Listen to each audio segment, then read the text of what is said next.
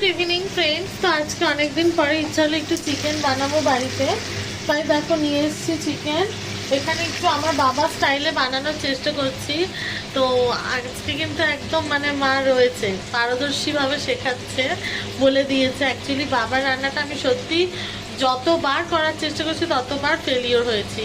তো এখন যেহেতু মা হয়েছে সঙ্গে, আশা করছি বাবার মতো একটু হলেও হতে পারে।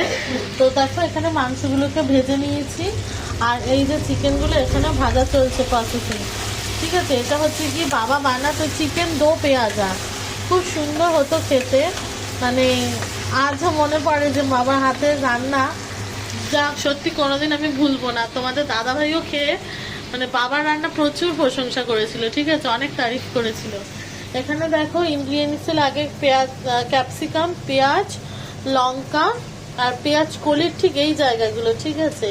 তো মাই একদম সুন্দর করে কেটে দিয়েছে, ভালো হলো দেখে নিলাম, এবং ভিডিওটাও সঙ্গে থাকবে, আবার যদি কখনো পরে করতে চাই করতে পারবো আর কি। আর এখানে দেখো চিকেনটাকে ভালো করে ম্যারিনেট করে নিয়েছি ভিনিগার, কেওড়ার জল আর হচ্ছে কি নুন, হলুদ, লঙ্কা গুঁড়ো দিয়ে, আর আদা রসুন পেস্ট রয়েছে সাথে।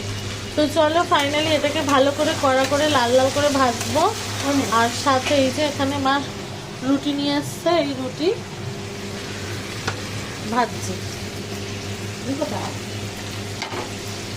তো চলো আজকে আমার হেল্পার হচ্ছে কি আমার মাম্মি। ঠিক আছে।